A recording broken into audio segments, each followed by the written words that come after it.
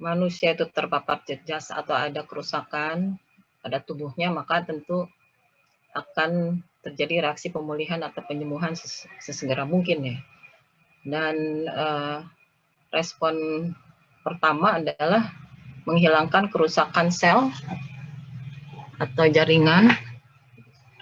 Kemudian langkah selanjutnya adalah baru proses perbaikan.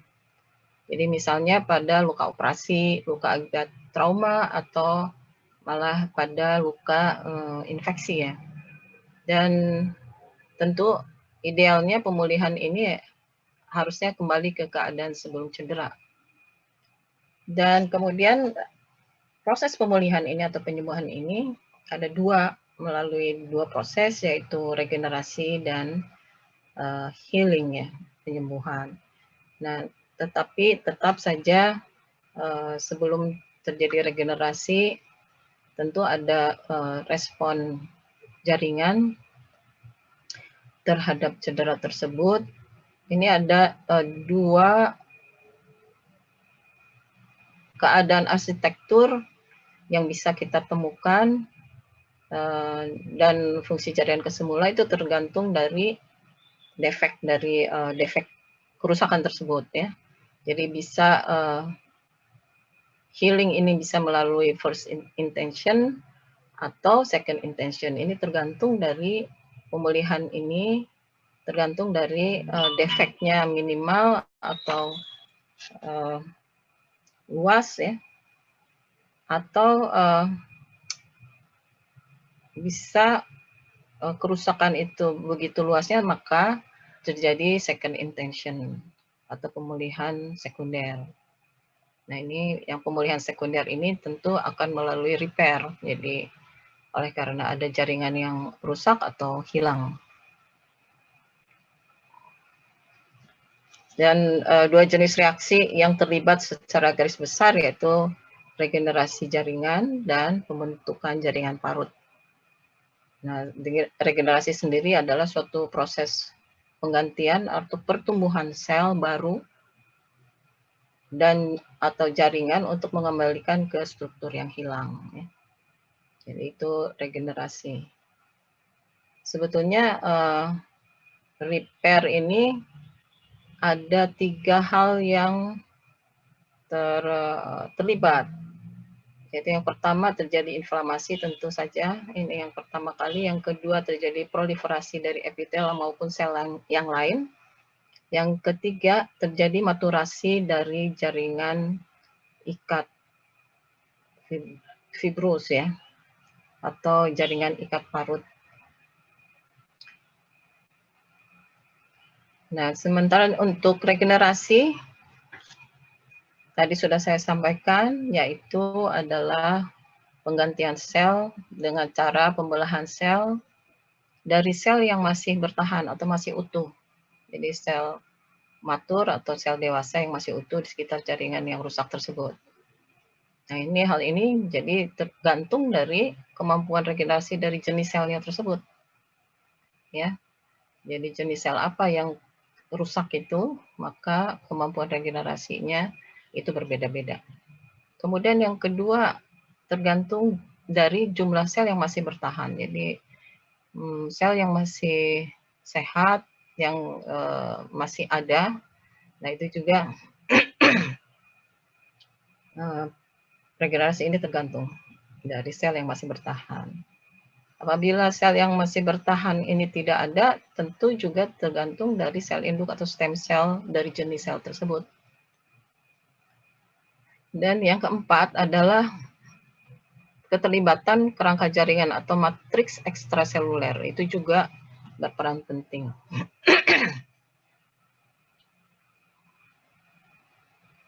Nah, selain hal-hal tersebut, ya selain dari jenis sel jaringan atau epitel atau sel yang lain, juga ada terlibat faktor pertumbuhan. Ya. Jadi tadi kan matriks ekstraseluler memang terlibat dan juga faktor pertumbuhan. Nah, ini untuk jaringan yang terdiri dari sel-sel labil dan stabil. Contohnya sel epitel yang cedera itu mudah diganti dengan sel yang baru ya. Tidak terbentuk jaringan parut. Asal membrana basalis masih intak atau skarnya minimal atau luka sayat, lukanya minimal dan lukanya luka tajam ya. Jadi tidak ada kerusakan. Jadi hanya jaringan yang tersayat saja yang rusak seperti itu. Jadi sel labil dan sel stabil itu mudah menjadi diganti dengan sel yang baru. Ini contoh gambar bagaimana epitel atau kulit ya, ini kulit normal, epitel permukaan maksud saya, ini epitel kolumner jadi di mukosa ya. Nah, kemudian mendapatkan injury atau jejas hanya pada epitelnya saja, maka terjadi regenerasi yang sempurna dari epitel tersebut. Jadi ini kan termasuknya epitel labil ya. Ini contohnya ini jejas yang berat, maka melibatkan kerusakan yang luas, juga jaringan ikat atau stroma di bawah epitelnya juga rusak. Kemudian lukanya ini lebar ya, agak lebar, maka akan terjadi pembentukan jaringan parut apabila lukanya seperti ini. Nah, proses utama dalam penyembuhan itu terjadi adanya migrasi sel, kemudian terjadi proliferasi sel, yang ketiganya terjadi penyusunan kembali atau organisasi atau reorganisasi serta remodeling dari matriks ekstraseluler. Jadi ini untuk pematangan dari luka, penyembuhan luka. Nah, migrasi sel ini membutuhkan mediator, di mana mediator ini yang terdiri dari sitokin, kemoaktran, protease, mediator radang, ini dihasilkan oleh platelet dan basofil. Nah, maksud dari migrasi sel ini membutuhkan mediator untuk sebetulnya untuk mengendalikan penghantaran lewat vaskuler ya. Jadi mediator inilah yang dibutuhkan juga untuk mendegradasi jaringan rusak dan menginisiasi jalur penyembuhan. Jadi banyak manfaat dari mediator ini selain untuk migrasi sel. Nah, sel apa saja yang bermigrasi pada kasus jejas ini? Pada kasus penyembuhan luka, yaitu adanya migrasi epitel atau reepithelialization ya. Kemudian ada migrasi dari sel radang leukosit. Yang ketiga ada migrasi endotel untuk terjadinya pembentukan pembuluh darah kapiler yang baru atau angiogenesis, itu dibutuhkan. Selain itu juga ada makrofag untuk yang proses yang penyembuhan kronis atau luka yang berat. Juga ada migrasi perisit dan migrasi fibroblast. Ya, jadi sel-sel inilah yang bermigrasi. Ya. Nah, ini skema di mana terjadi migrasi dari leukosit. Ini contoh gambar. Ada migrasi dari leukosit, dari pembuluh darah, bermigrasi ke stroma di bagian yang jejas. Kemudian migrasi dari endotel untuk pembentukan angiogenesis. Jadi ada dari pembuluh darah yang ada, yang masih utuh, yang masih bagus, itu terjadi sprout untuk membentuk pembuluh darah kapiler baru ya. Selain itu juga dibutuhkan adanya interaksi dengan makrofag melalui produk-produk dari mediator tersebut. Nah, kemudian juga perisit bermigrasi ke stroma. Nah, sementara fibroblast juga sama bermigrasi pada saat terjadi penyembuhan yang membentukkan jaringan parut tersebut. Nah, ini yang kelima, ini tadi migrasi epitel pada saat apabila ada kerusakan yang misalnya terjadi abrasi dari epitel ya. Nah, itu segera sebetulnya akan terbentuk migrasi epitelnya dengan cepat. Nah, selain jadi juga terjadi proliferasi sel tentunya, karena kan dibutuhkan sel-sel baru untuk menggantikan sel-sel yang rusak. Jadi proliferasi sel akan terjadi. Nah, ini stimulus dari proliferasi sel kalau secara fisiologis itu dengan intrinsic growth factors ya. Nah, sementara untuk stimuli patologis ini oleh karena ada cedera atau ada juga misalnya ada kematian sel, kerusakan mekanik dari jaringan dan lain-lain. Nah, untuk regenerasi ini tentu secara fisiologis akan berhenti berproliferasi itu bila proliferasi sel telah cukup. Jadi dengan otomatis terjadi kontak inhibisi yang kemudian dikeluarkan TGF beta. Nah, ini TGF beta ini untuk menghentikan berhentinya terjadi penghentian dari proliferasi sel.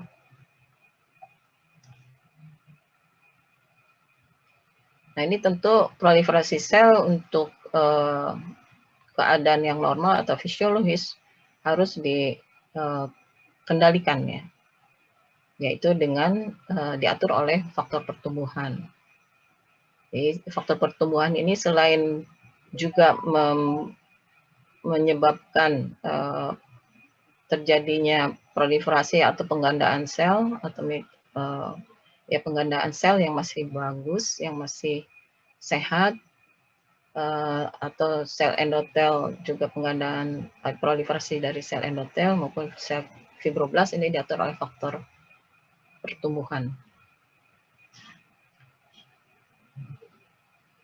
Nah, ini fungsi dari faktor pertumbuhan yang dihasilkan ya berupa protein yang dihasilkan oleh berbagai sel itu merangsang sel masuk ke siklus sel. Jadi dengan adanya faktor pertumbuhan ini terjadi siklus sel ya untuk membuat atau terjadi adanya mitosis dan pembentukan dari sel yang baru.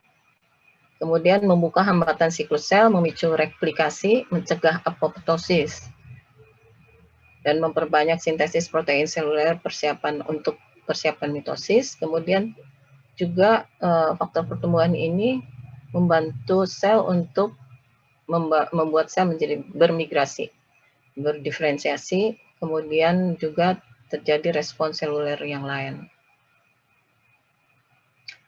Nah, ini dalam proses perbaikan ini,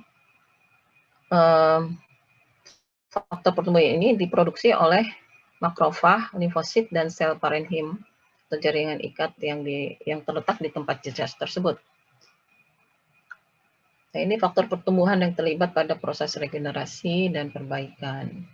Ya, faktor pertumbuhannya atau disebut dengan sitokin ini berbagai ada lebih dari satu jenis dengan namanya ada epidermal growth factor dengan simbolnya EGF. Kemudian sumbernya itu dari makrofag, kemudian ada juga yang dari kelenjar liur, keratinosit, dan sel-sel yang lainnya. Ini yang utamanya ya, sumber dari faktor pertumbuhan ini. Kemudian ada transforming growth factor, TGF alpha. Nah, ini diproduksi oleh makrofag yang sudah teraktivasi. Kemudian juga diproduksi oleh T limfosit, kemudian keratinosit, dan banyak sel yang lainnya. Ini yang utamanya diproduksi oleh sel-sel tersebut. Kemudian juga hepatosit growth factor atau HGF dihasilkan oleh mesenchimal sel dari sel mesenchim ya. Kemudian VEGF, vascular endothelial cell growth factor, ada A, B, C, D itu oleh mesenchymal cell. Dan ada PDGF, kemudian FGF1, FGF2, dan TGF beta. Kemudian KGF. Nah, ini TGF beta tadi, platelet, T limfosit, makrofag, endotel, keratinosit, dan otot lurik ya, kemudian fibroblast. Dan semuanya ini dengan fungsinya masing-masing. Contoh, VEGF itu berfungsi untuk meningkatkan permeabilitas vaskuler. Kemudian juga mitogenic for untuk endotelial sel tersebut. Ya.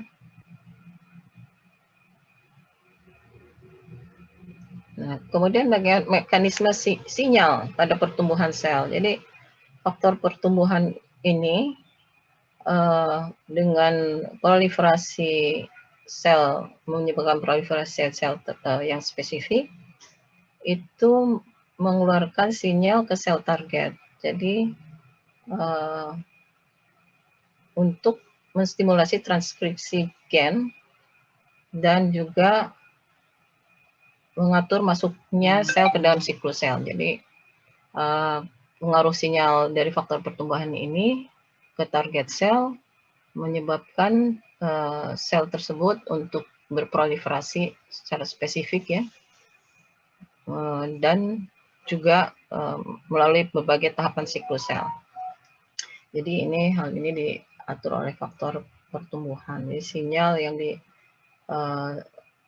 dialirkan atau disampaikan ke sel target ini aktivitas utamanya seperti itu. Nah, bagaimana dari mana saja bisa dapat sinyal tersebut?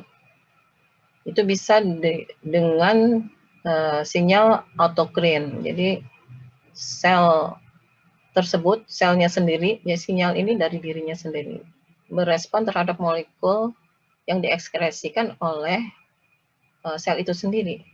Ya. Nah, kemudian juga ada sinyal paracrine. Jadi sel paracrine ini dengan sel yang terjadi kerusakan tersebut atau sel yang masih utuh itu menghasilkan ligan yang bekerja pada sel target yang letaknya berdekatan. Jadi kalau tadi dari dirinya sendiri mengeluarkan sinyal, sedangkan sinyal paracrine itu dari sel yang berdekatan. Sementara untuk sinyal endokrin itu dari organ endokrin yang bekerja di tempat yang jauh dari di tempat sintesanya sendiri ya. Dan ini akan dialirkan melalui darah ke target.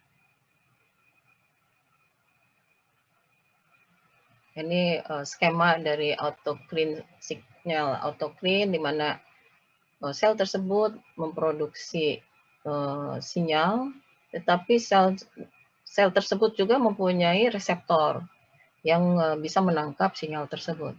Ya. Nah, sementara untuk paracrine sinyal yang bisa dilihat, ya menghasilkan mensekret sinyal tersebut, tetapi akan ditangkap oleh reseptor yang berada di sel target. Nah, untuk endokrin, sinyal ini akan dialirkan melalui pembuluh darah dan dialirkan ke tempat sel target yang juga mengandung reseptor yang bisa menangkap sinyal tersebut. Nah, untuk keterkaitan dengan proliferasi sel, tentu populasi sel harus dipertahankan normal, tidak berlebih, juga tidak kurang. Jadi harus dalam keseimbangan tentunya. Maka ini akan terjadi selain tadi oleh karena ada kerusakan sel kemudian harus diganti dengan sel yang baru, tetapi proliferasi sel ini akan seimbang, tidak akan berlebih, itu dengan adanya apoptosis, jadi kematian yang terprogram, ya. Jadi itu fisiologisnya seperti itu. Jadi selain proliferasi sel juga ada diferensiasi dari sel induk. Nah, untuk memahami tentang proliferasi sel tentu juga harus mengingat kembali siklus sel, ya. Siklus sel sudah pernah disampaikan oleh siapa? Siapa yang bisa ya? Siapa ya? Dari fisiologis atau histo? Atau fisio? Dari biologi medik, Dok. Oh iya, iya. Dia lebih medik. Ya udah ya. Nah ini jadi terkait dengan siklus sel. Tentu saudara sudah mengenalnya ya. Biologi medik kapan dapatnya?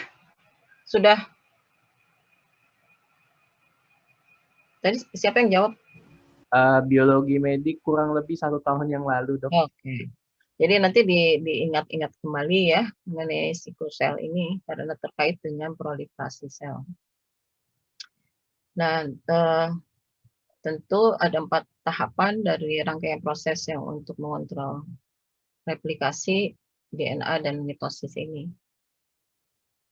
Ada prasintesis, sintesis, pramitosis, mitosis, dan fase istirahat. Nah, ini siklus sel ini tentunya akan distimulasi oleh faktor pertumbuhan dari transisi sel dari G0 ke G1. Nah, ini faktor pertumbuhan tadilah yang berperan seperti PDGF, EGF, IGF1, EGF2 ya. Nah, itu merangsang menstimulasi transisi sel dari G0 ke G1. Kemudian juga secara otomatis ada titik-titik di mana terjadi juga selain peningkatan siklin dan aktivitas CDK pada titik matriksi. Ini tombol on off-nya ya. Untuk terus juga siklus ini ada kontrol checkpoint, di mana di situ secara otomatis akan mencegah replikasi DNA pada sel yang rusak. Jadi dia akan kemudian diarahkan ke apoptosis apabila selnya tidak bagus ya. Dicek lagi. Kemudian ini dicek di G1 ke S. G1 ke S ada checkpoint, G2 ke M juga ada checkpoint. Jadi di situ juga sama ada checkpoint dicek di situ kalau misalnya memang baik, terus siklus ini berlanjut sampai dengan ada pembelahan sel.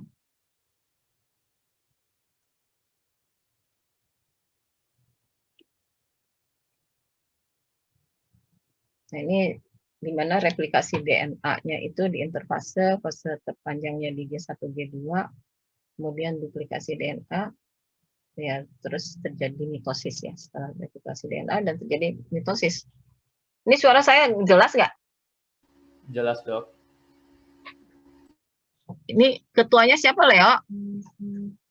Atau yang Leo hanya sekretaris dari Alpha, Dok. Oh iya, baik, makasih ya Leo.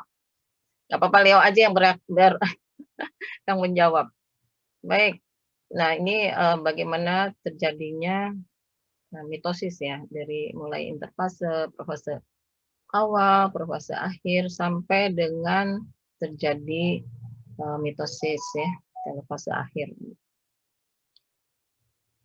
Ini jenis sel yang berdasarkan kemampuan proliferasi. Tentu saudara sudah belajar juga. Ini di histo ya, histologi ya, sel labil, stabil, permanen.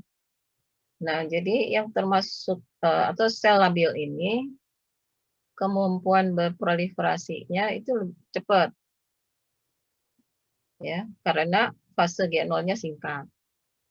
Jadi hampir selalu di dalam siklus sel. Jadi G0-nya singkat karena harus selalu terjadi pembaruan dari sel-sel tersebut. Ya. Jadi contohnya pada sel hematopoietik, sel basal dari epitel maupun sel folikel rambut dan sel germinal. Nah, sedangkan sel stabil fase G0-nya panjang. Jadi membelah secara aktif bila distimuli. Seperti itu. Kalau misalnya ada stimulasi ya contohnya ada jejas misalnya seperti itu, sel stabil baru terjadi aktivasi dari siklus sel.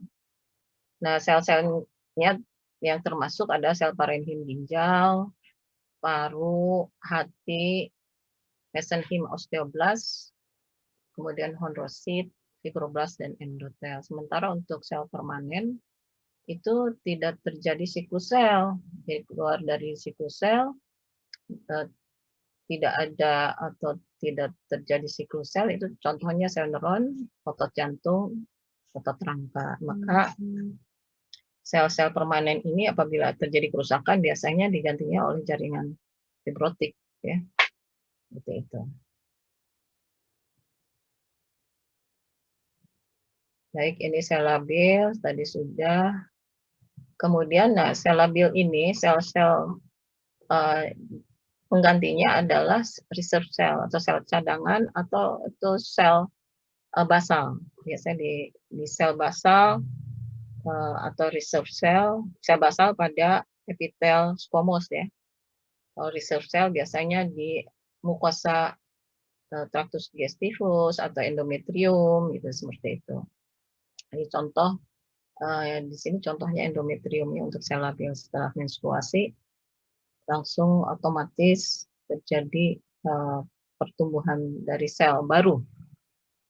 Baik, kalau sel stabil itu tadi harus adanya stimulasi dari luar, ya, tidak otomatis, ya. Nah, ini penyembuhan jaringan dari sel stabil tentunya harus ada jaringan penyangga atau stromanya yang bagus juga untuk supaya bisa terjadi proliferasi yang bagus, ya, yang baik. Nah, ini contohnya adalah pada penyembuhan hati pada hepatektomi parsial. Jadi apabila terjadi dilakukan hepatektomi, maka hepar yang masih ada di dalam tubuh, yang ada sisanya itu yang masih baik, nah itu akan membesar kembali, gitu. Tetapi bentuknya sesuai dengan kalau misalnya sudah dipotong pada sepertiga, ya bentuknya tetap seperti itu, tapi menjadi bertambah selnya dengan bentuk yang sudah dipotong seperti itu, bentuknya seperti itulah. Nah, untuk hepatitis virus, jaringan penyangga masih baik, regenerasinya sempurna. Tapi bila misalnya ada terjadi nekrosis, pada kasus-kasus tertentu itu jaringan heparnya nekrosis. Itu akan, karena nekrosis ini luas, itu biasanya terjadi jaringan parut, oleh karena penyembuhannya tidak bisa mengejar dari kerusakan yang ada, gitu. Jadi udah terlanjur terjadi fibrotik oleh karena adanya nekrosis. Nah, misalnya contoh pada abses hati, nah ini sel heparnya rusak. Kemudian jaringan ikat stromanya juga rusak, gitu, seperti itu. Jadi pada nekrosis juga jaringan stromanya, jaringan ikat stroma di antara sel hepar itu rusak, makanya terjadi fibrosis. Ya, khusus untuk yang sel stabil ini.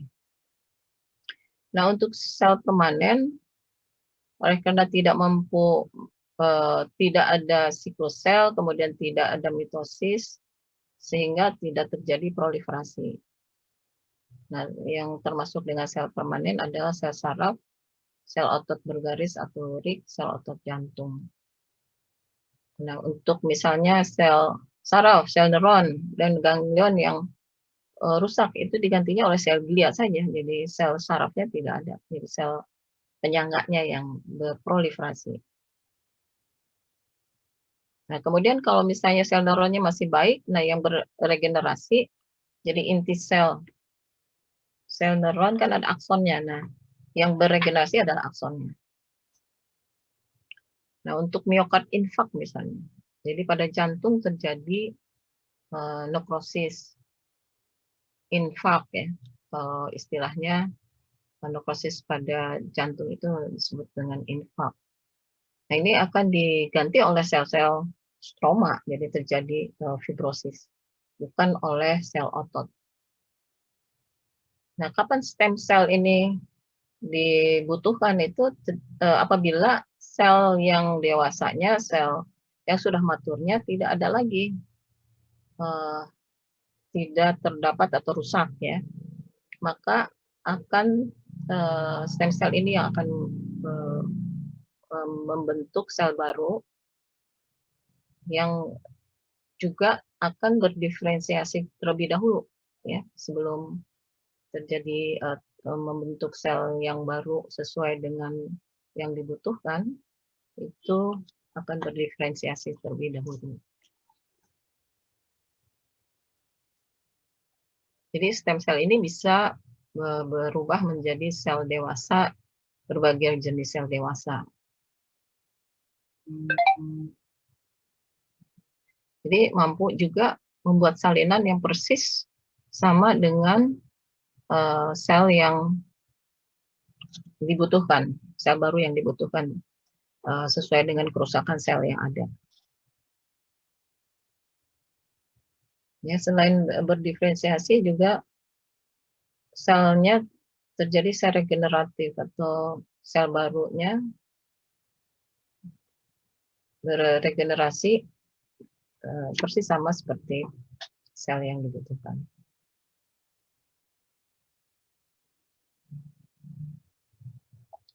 Nah, ini diingatkan kembali bahwa keseimbangan antara replikasi, kemudian sel renewal atau sel yang regenerasi, sel diferensi dari stem cell dan kematian sel itu harus atau apoptosis itu betul-betul harus seimbang sehingga tidak terjadi pertumbuhan. Jadi bedanya dengan tumor, tumor itu tidak bisa dikendalikan proliferasinya, sehingga ya itu tadi terjadi pertumbuhan yang membuat adanya benjolan ya.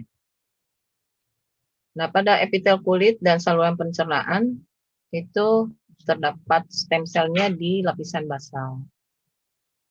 Ya, berdiferensiasi dan bermigrasi ke lapisan atas. Itu memang siklus selnya berulang-ulang. Ini sudah secara otomatis. Nah, ini ada macam-macam stem cell embrionik. Ini paling tidak berdiferensiasi, jadi masih belum ada bentuk sel apapun, jenis apapun ya. Bisa terjadi atau bisa membentuk semua jenis sel, jadi pluripoten, segala macam jenis sel bisa bisa tumbuh, bisa dibuat. Nah, katanya dapat dipertahankan dalam kultur selama lebih dari 1 tahun tanpa berdiferensiasi, tetapi biasanya harus dibekukan di bawah suhu minus,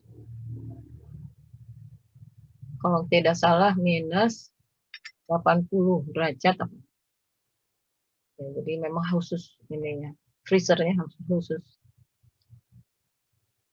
Nah, ini stem cell, ada stem cell pluripoten. Tadi stem cell embrionik, ini stem cell pluripoten yang fungsinya sebetulnya sama dengan stem cell embrionik, dihasilkan oleh reprogramming dari sel dewasa sebetulnya, yang somatik ya, yang kemudian terdiferensiasi.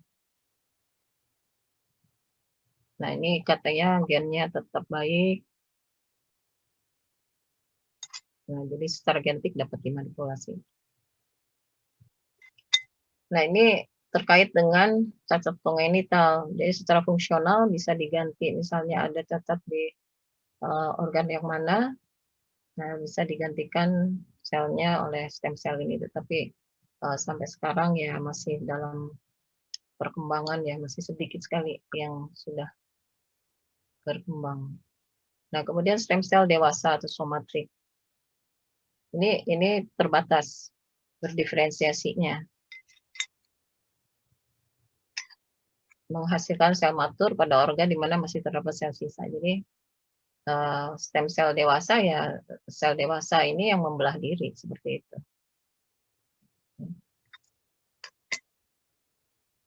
Nah, ini stem cell pada homeostasis jaringan. Ini contoh pada sumsum tulang, sel hati, pada otak menghasilkan neuron, astrosit, dan sel-sel oligodendroglial. Pada kulit, di folikel rambut, nah ini stem selnya. Pada epitel intestinal, berada di atas sel panet, di otot rangka, di sel-sel satelit yang ya. Kemudian di kornea, di antara epitel konjungtiva dan kornea. Jadi untuk keseimbangan jaringan. Nah, kemudian kepentingan atau hal yang lain yang penting juga untuk penyembuhan luka ini ada matriks ekstraseluler atau extracellular matrix atau disingkat dengan ECM. Ini adalah komponen interstisial yang berada di antara sel, ya. Jadi berupa matriks interstisial dan membran basalis. Jadi ada dua bentuk matriks ekstraseluler, yaitu matriks interstisial dan membran basalis. Nah, interstisial ini antar sel jaringan ikat di epitel pembuluh darah, kemudian antar sel jaringan ikat, epitel pembuluh darah, dan otopolos. Dan disintesis oleh mesenhim, ya.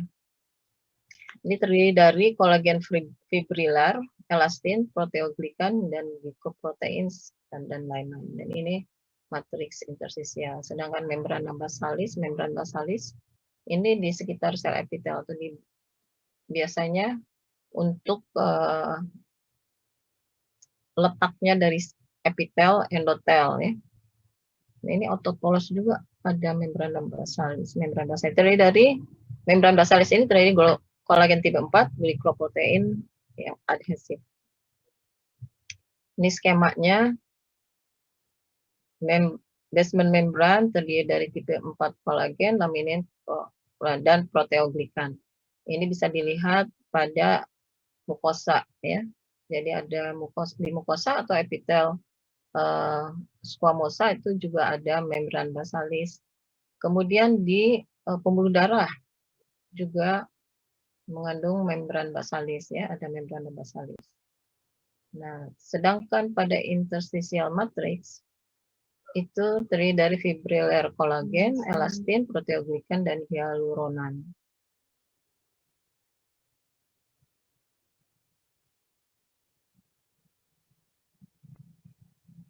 Adhesif glycoprotein juga ada.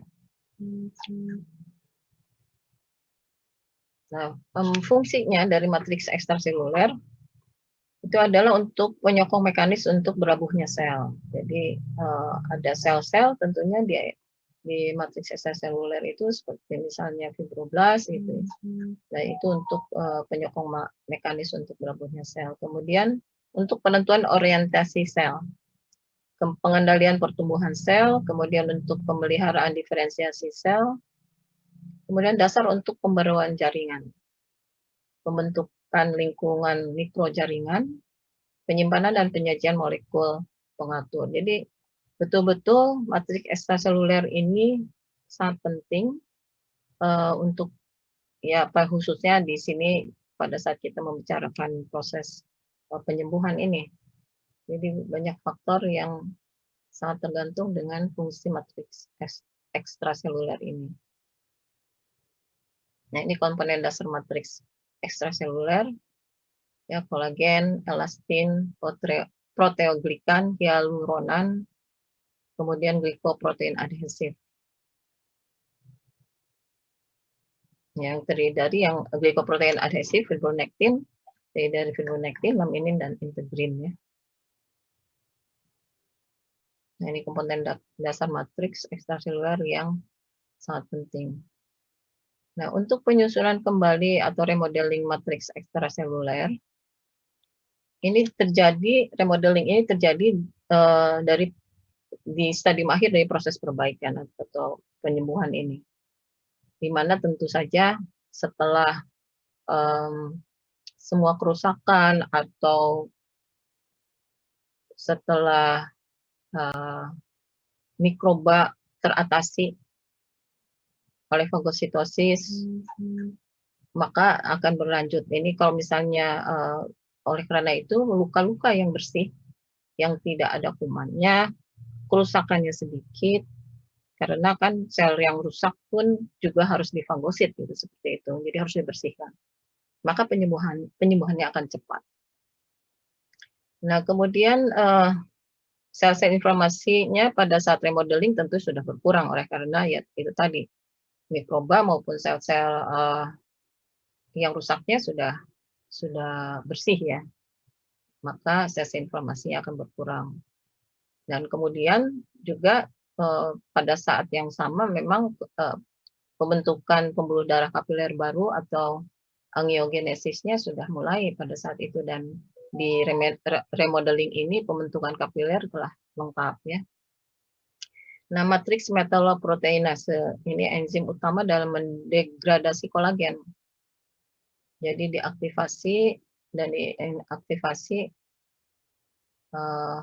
oleh faktor pertumbuhan, saya pakai matriks ya, oleh faktor pertumbuhan.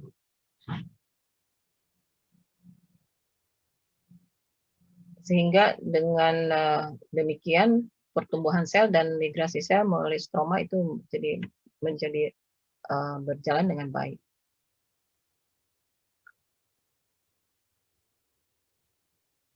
Ya, jadi MPS ini diproduksi oleh fibroblast, makrofag, neutrofil, sinovial, dan epitel. Nah, kemudian tissue inhibitor of metalloproteinase ini inhibitor ya, kebalikannya apabila sudah selesai tentu akan timbul inhibitor MPPS ini. Nah, ini skema contoh ya bagaimana terjadi proliferasi dalam keseimbangan dengan proliferasi dan apoptosis dalam keseimbangan. Jadi ya, contoh di sini adalah pada jaringan liver ya, hepar. Nah, kalau misalnya yang tentunya yang penyembuhan yang sempurna itu contoh di traktus digestivus, di permukaannya, di epitelnya, kemudian di hematopoietic system. Nah, ini pertumbuhannya, penyembuhannya sempurna. Nah, untuk yang jaringan yang stabil, ini contohnya di hepar itu yang tadi saya sampaikan bahwa pada jaringan yang sudah dipotong, ya, nah tinggal sisa potongan kecil ini. Nah, potongan kecil inilah yang akan kemudian hiperplastik atau berproliferasi sehingga akan membesar. Jadi potongan yang bentuknya lurus ini itu sudah tidak akan lagi kembali menjadi bulat gitu, tetapi sisa yang ada inilah yang akan membesar, yang sel-sel heparnya yang akan berproliferasi karena ini sel-sel sehat kan. Jadi untuk keseimbangannya dibutuhkan sel hepar yang kembali dalam struktur yang normal atau dalam jumlah yang normal, ya, maupun pada ginjal juga seperti itu. Nah, apabila pada penyembuhan dari luka yang ini contoh yang luka yang luas atau luka yang dengan celah yang lebar, nah akan terjadi fibrosis atau scar formation ya, pembentukan scar atau jaringan parut. Nah, ini akan terjadi jaringan parut.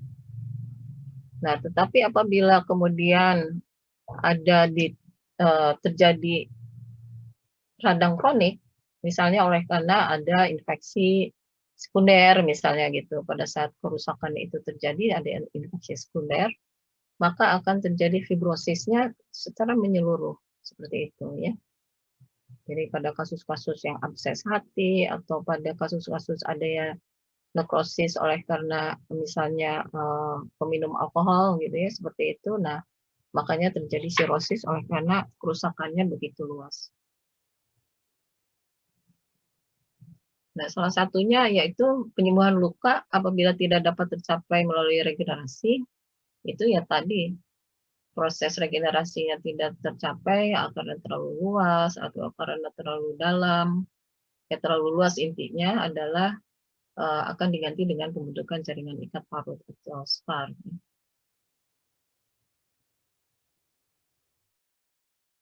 Ini kan terjadi SCAR ini atau jaringan ikat parut ini terjadi bila luka berat, kerusakan membrana basalis, inflamasi kronik, atau regenerasi sel yang tidak terjadi, yaitu misalnya contoh pada otot jantung nih. Nah, ini diingatkan kembali bahwa pembentukan jaringan parut pada proses penyembuhan melalui angiogenesis, pembentukan jaringan granulasi, dan remodeling jaringan ikat. Tentu setelah angiogenesis, kemudian terjadi pembentukan jaringan granulasi, dan terakhir terjadi remodeling jaringan ikat tadi. Nah, ini kalau diringkas, proses penyembuhan jaringan ikat ini yang khusus untuk jaringan ikat, ya ini terjadi angiogenesis, migrasi dan proliferasi fibroblast, dan deposit jaringan ikat terjadi. Nah, kemudian pada proses akhir terjadi remodeling. Nah, angiogenesis pun juga bisa berasal dari bone marrow yang kemudian masuk ke pembuluh darah, ya, untuk membentuk kapiler baru. Nah, tetapi ada juga dengan kapiler baru terbentuk dari pembuluh darah yang ada. Ini terjadi sprouting, capillary sprouting, yang kemudian terjadi pembuluh darah anastomose dari pembuluh darah yang baru tersebut. Ini terjadi sirkulasi kolateral, ya, di bercabang-cabang. Nah, jaringan granulasi yang terbentuk tersebut itu terdiri dari proliferasi fibroblast dan endotel. Jadi di situ banyak fibroblast, kemudian banyak endotel yang membentuk pembuluh darah kapiler baru. Jadi di situ banyak pembuluh darah berisi eritrosit, terus fibroblast, dan sel radang. Jadi seperti itulah jaringan granulasi, ya. Nanti kalau di mikroskopik yang mengandung yang terkandung dalam jaringan granulasi adalah ya ini fibroblast, endotel, dan sel radang, kemudian pembuluh darah kapiler baru. Ini warnanya merah muda, tentunya oleh karena kan pembuluh darah kapiler barunya banyak, kemudian berisi lumen berisi eritrosit. Nah, untuk jaringan parut sendiri terdiri dari fibrosit dan kolagen fibril. Nah, kolagen fibril inilah yang paling banyak dibentuk untuk proses penyembuhan luka. Nah, selain kolagen fibril juga ada serabut elastis, dan pembuluh darahnya setelah terbentuknya jaringan parut, di dalam jaringan parut pembuluh darahnya hanya sedikit. Kemudian bila pembentukan kolagen berlebihan, nah ini jadi yang membuat keloid itu adalah oleh karena kolagennya diproduksi berlebihan. Jadi ada orang-orang tertentu yang mempunyai kecenderungan pembentukan kolagennya berlebihan.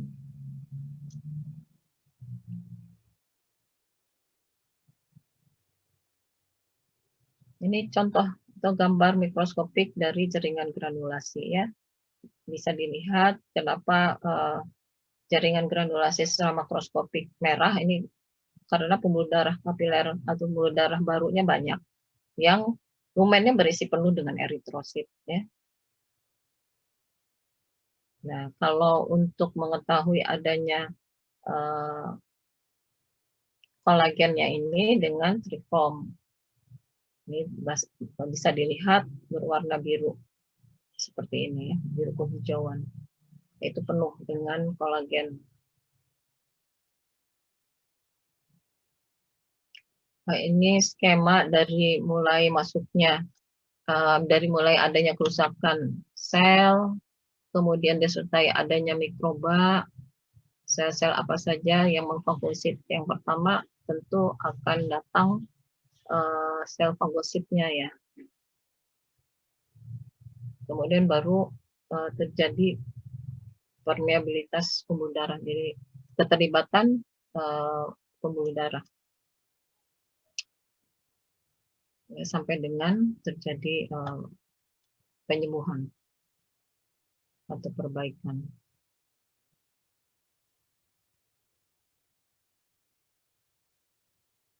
Ini contoh penyakit yang berkaitan dengan jenis dari radangnya, ya, reaksinya seperti apa gitu, radang apa yang bisa kita lihat. Ini contoh asma ya, contoh nih asma. Itu radangnya yang paling banyak ada eosinofil. Jadi kita pada saat untuk orang-orang asma, kalau diperiksa darahnya ini eosinofilnya banyak. Selain itu juga ada IgE ya, antibody. Ini sampai dengan contoh pada proses penyembuhan luka pada kulit. Jadi pada kulit ini penyembuhannya akan melibatkan regenerasi epitel maupun jaringan atau stroma ya di bawahnya. Itu tergantung dari, ya kembali lagi tadi, lukanya luas, lukanya dalam, atau kemudian juga adanya faktor sekunder infeksi misalnya seperti itu, atau ada penyakit lain seperti itu. Nah, itu yang akan berpengaruh ya. Nah, kemudian pada kulit ini bisa terjadi penyembuhan primer maupun penyembuhan sekunder. Jadi pada penyembuhan primer tentu sembuhnya sempurna ya, atau dengan sisa kerusakan yang sedikit saja, minimal, sangat minimal.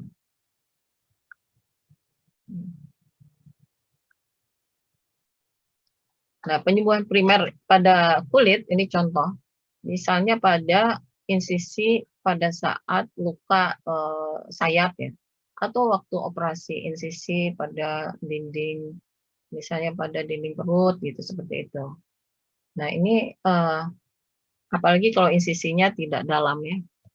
Kemudian insisinya juga lukanya bagus ya, artinya lurus itu, tidak ada yang tercabik. Dan kemudian luka tersebut bisa ditutup dengan baik, jadi luka satu dengan yang lain, pokoknya celahnya itu hanya tipis sekali. Makanya pada saat harus misalnya luka dalam harus dijahit, itu maksudnya supaya tidak ada celah. Nah, pada saat ini akan terjadi bekuan darah di hari pertama akan terjadi bekuan darah yang menutup luka. Kemudian juga di hari pertama langsung radang akut itu akan secara otomatis terstimulasi untuk datang ke tempat luka tersebut, ya. Jadi di situ tentu PMN akan banyak, radang akut. Jadi ini reaksi yang pertama. Kemudian di hari kedua, apabila permukaan lukanya itu ada yang rusak, jadi epitelnya terjadi reepitelisasi ya.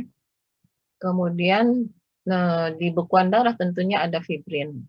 Nah, fibrin ini merupakan kerangka bagi sel epitel. Jadi sel epitel yang akan berproliferasi dengan adanya fibrin di permukaan luka itu membantu terjadinya proliferasi yang lebih baik, lebih cepat. Nah, selain itu di hari kedua mulailah terjadi migrasi dari fibroblast dan endotel. Ya, jadi di hari kedua itulah migrasi sel terjadi ya. Nah, dalam waktu 24-48 jam pada luka penyembuhan primer ini akan ditutup oleh epitel muda yang selanjutnya berproliferasi menjadi epitel squamous. Jadi sel-sel epitel tadi yang basal itu, nah itu berproliferasi. Kemudian akan kemudian menjadi sel-sel yang lebih matur lagi ya. Ini di hari kedua. Kemudian neutrofil di hari ketiga itu akan diganti oleh makrofag. Jadi perannya sebagai sebagai reaksi akut, radang akut, neutrofil sudah diganti oleh makrofag yang juga bertugas untuk memfagosit sel yang rusak, fibrin dan debris ya. Debris itu biasanya sisa-sisa jaringan yang rusak. Kemudian di hari ke-5, setelah insisi ini diisi oleh jaringan granulasi. Jadi jaringan granulasi ini mulai terbentuk di hari ke-5, lukanya sudah tertutup oleh epitel yang masih muda. Kemudian juga selanjutnya setelah terjadi jaringan granulasi, maka di hari ke-7, di hari ke-5 jaringan granulasi, di hari ke-7 itu diisi oleh serabut kolagen. Kemudian luka ditutup oleh epidermis. Jadi epidermisnya di hari ke-7 itu sudah mulai matur ya, dari sel basal, asalnya sel basal berproliferasi, kemudian menjadi intermediate, menjadi superficial seperti itu ya. Dan kalau epidermis itu ada 3 tingkatan. Nah, kemudian pembuluh darahnya juga bertambah banyak. Di minggu kedua kolagen bertambah. Kemudian fibroblast juga berproliferasi. Jadi selain kolagen tentu ada fibroblast tentunya ya, yang berproliferasi aktif. Nah, reaksi radang di sini di minggu kedua sudah hampir hilang. Jadi apabila luka ini ada luka bersih, tidak terkontaminasi oleh mikroorganisme yang hanya minimal saja, kemudian juga tidak ada gangguan lainnya lah, seperti itu, maka di minggu kedua jaringan parut telah terbentuk ya. Reaksi radang sudah, jadi nyerinya sudah hilang, sudah ya tinggal sedikit terasa nyerinya kalau ditekan biasanya seperti itu ya, tetapi sudah terjadi jaringan parut sudah terbentuk ya. Ini skemanya bagaimana terjadi jaringan granulasi, dan pada puncaknya sebenarnya di hari ke-10 terjadi luka yang atau jaringan granulasi ini akan mengkerut ya, kontraksi one contraction ya. Nah, ini selanjutnya pada penyembuhan sekunder. Tadi penyembuhan primer ya begitu apa namanya, penyembuhan yang sederhana, yang cepat sembuhnya, tidak ada hambatan apapun ya. Nah, pada penyembuhan sekunder di mana lukanya tidak, luka sayatnya irregular, tidak merata, tercabik-cabik misalnya seperti itu. Walaupun tidak dalam, tetapi lukanya tidak merata, tidak rata.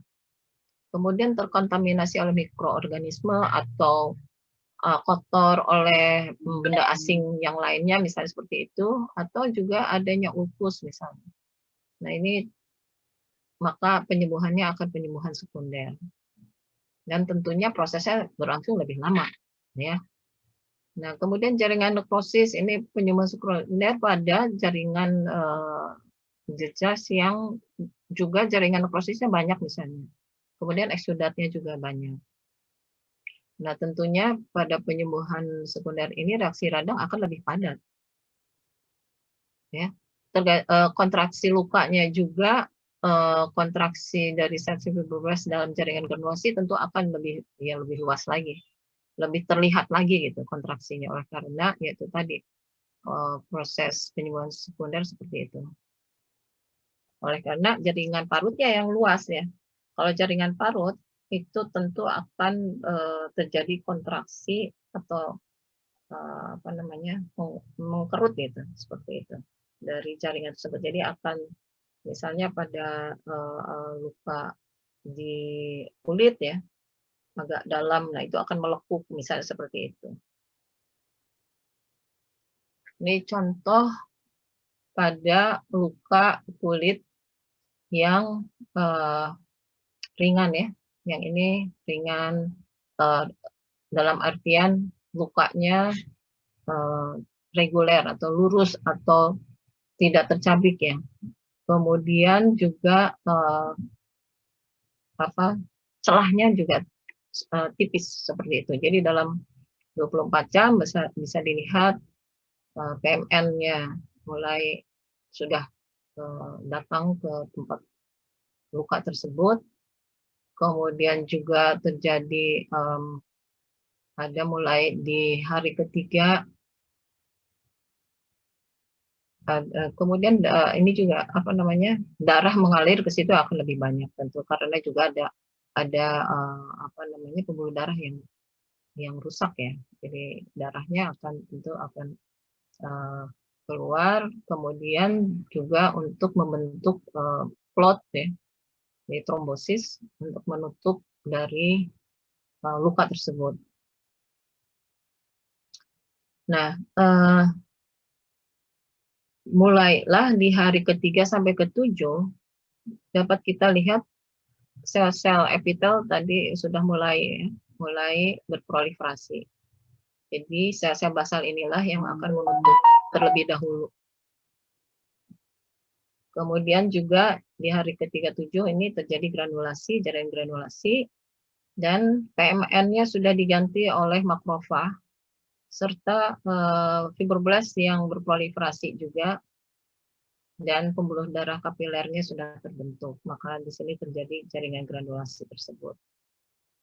Nah, pada 2 minggu kemudian atau malah tadi dalam waktu 10 hari itu sudah mulai terjadi jaringan parut, ya, jaringan pembuluh epitelnya sudah sempurna berproliferasi sehingga menutup luka tersebut. Jadi lukanya sudah tertutup. Dan terjadi jaringan ikat fibrotiknya hanya sedikit saja. Jadi sudah mulai sembuh ya. Nah, berbeda dengan yang pada sekunder, penyembuhan sekunder. Ini oleh karena luas lukanya, tetapi di sini kerusakannya hanya di agak lebar sehingga terjadi kontraksi dari jaringan parut tersebut. Ya, bisa kita lihat di sini prosesnya sama, tetapi di sini lebih hebat lagi kejadian penyembuhannya ini dari step by step-nya tuh lebih berat. Nah, kemudian di akhir dari penyembuhan bisa kita lihat ini ada lekukan dari kulit ya, oleh karena terbentuknya fibrotik atau jaringan parut ini oleh karena luas.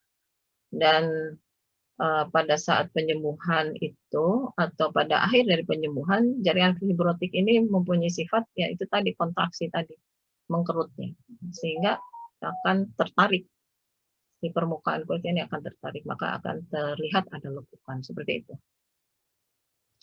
Nah, ini keloid, contoh keloid di mana secara mikroskopik atau makroskopik ada benjolan. Benjolan dengan permukaan kulit yang berbeda.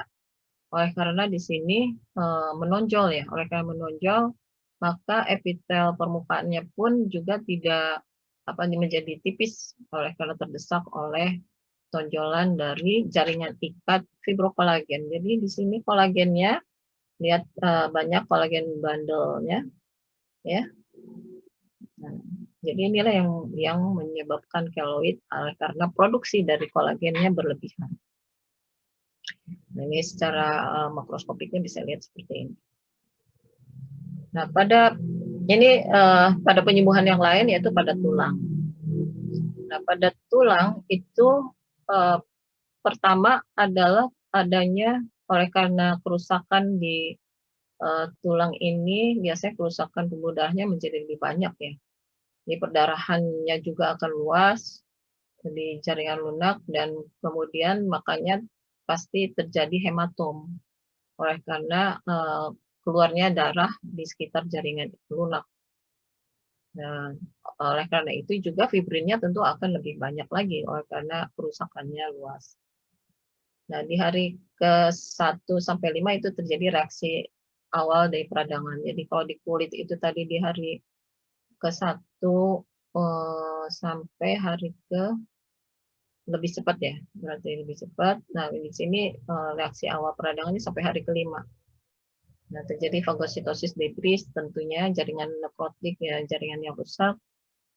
Kemudian sama saja terjadi pembentukan kapiler baru dan fibroblast. Nah, tapi ada tambahannya adalah pembentukan kalus. Nah, ini pembentukan kalus ini setelah 1 minggu. di awal terjadinya atau pembentukan kalusnya. Tetapi kalus yang sudah matang itu di minggu ketiga. Sehingga ini sampai minggu ketiga kenapa tidak boleh digunakan terlebih dahulu ya, karena masih belum kuat. Nah, terjadi remodeling kalus. Ini kalus matur, tapi remodelingnya kalus itu beberapa minggu sampai bulan, itu tergantung dari kondisi dari orang tersebut ya. Kalau misalnya orangnya memang sehat, kemudian usianya masih muda, seperti itu, kemudian juga dia tidak menggunakan tulang yang patah tersebut tidak digunakan, diistirahatkan, ini akan lebih cepat sembuhnya. Makanya di sini disebut remodeling kalusnya bisa beberapa minggu sampai beberapa bulan, seperti itu. Yang celah fraktur tertutup sempurna dengan sel-sel atau dengan tulang yang sudah matur itu setelah beberapa bulan ini tertutup sempurna. Jadi waktu setelah beberapa bulan di foto ronsen itu sudah tertutup frakturnya. Ini skemanya terjadi pada saat fraktur, tentu ada hematom di sekitar fraktur, dan kemudian seminggu kemudian kalus sudah terbentuk, tetapi pada saat maturitas dari tulangnya itu terbentuknya beberapa bulan kemudian ya. Nah ini apa penyebab penyembuhannya menjadi lambat oleh karena gerakan.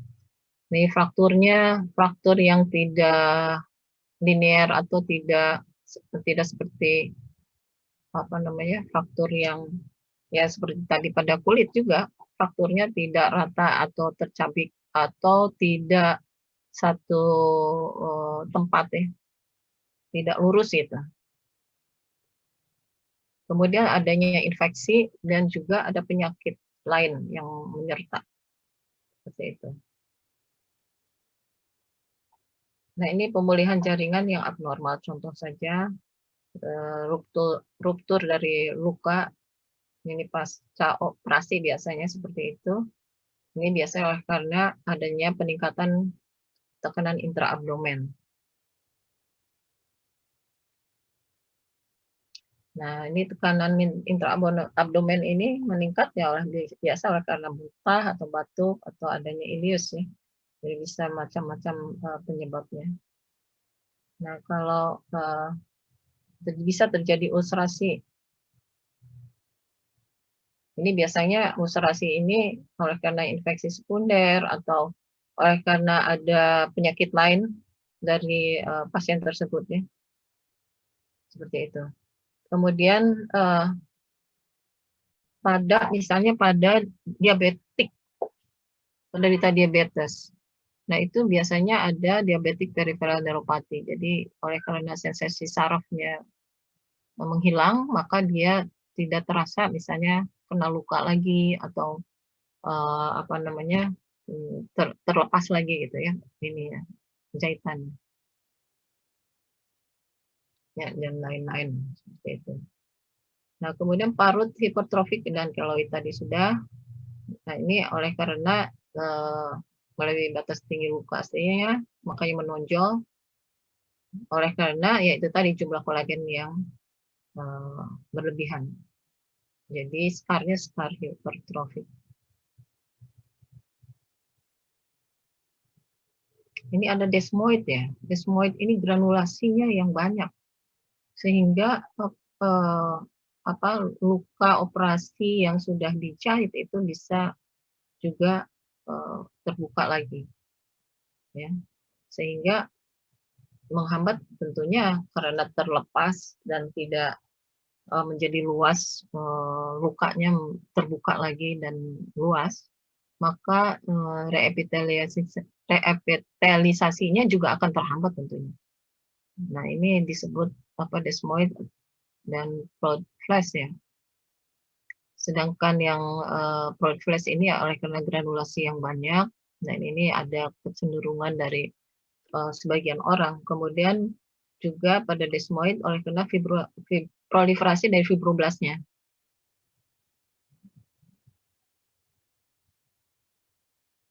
Ya. Jadi misalnya pada agresif fibromatosis, itu seperti itu. Jadi memang ada kelainan lain yang penyerta ya, seperti itu. Kalau ini kontraktur biasanya oleh karena deformitas pada luka dan sekeliling jaringan. Ini disebabkan umumnya pada telapak tangan, telapak kaki, ya bagian dada juga seperti itu. Nah, biasanya pada luka bakar serius. Jadi kontraktur ini tadi terkait dengan fibrotik yang luas. Fibrotik yang luas juga kalau pada telapak tangan kadang-kadang oleh karena dia tidak mau berlatih untuk menggerakkan jarinya ya karena sakit kan, seperti itu. Jadi makanya jaringan fibrotiknya menjadi tidak terangsang untuk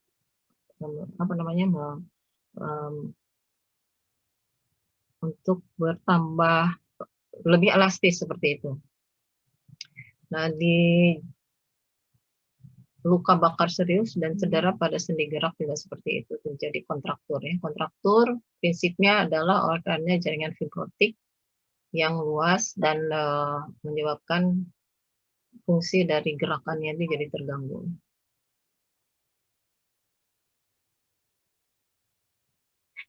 Ini faktor-faktor yang mempengaruhi perbaikan jaringan, yaitu faktor adanya infeksi, tadi sudah disampaikan, nutrisi atau defisiensi vitamin, misalnya jadi bagaimana dia nutrisinya bagus atau tidak, sempurna, semua tercukupi. Kemudian ada benda asing, atau kelebihan juga ada kelebihan produksi kolagen. Ini lokasi juga berperan. Kemudian ada perfusi dan glukokortikoid yang pada kasus-kasus atau penyakit tertentu ya. Nah, jadi dapat disimpulkan bahwa tidak semua jejas menimbulkan kerusakan menetap. Atau yang sebaliknya, yang untuk yang penyembuhan primer itu akan penyembuhannya akan sempurna. Kemudian tergantung dari jenis sel yang terkena. Luasnya jejas juga bisa berpengaruh. Kemudian rangsangan peradangan yang persisten juga berpengaruh. Nah, namun meskipun terjadi jaringan parut, maka secara fungsional memungkinkan parenkim yang tersisa dapat melanjutkan fungsinya. Jadi tetap masih bisa berfungsi ya, ada fungsi walaupun berkurang. Ya, jadi itu yang bisa saya sampaikan. Silakan ada pertanyaan. Izin dokter. Ya. Saya Leo dari Alfa, dok. Jadi Leo ini sebenarnya agak penasaran dok, kalau yang ini kan tadi kan ini jelas bahwa mekanismenya ini kalau misalkan lukanya di luar dok. Nah, jadi kan dalam peristiwa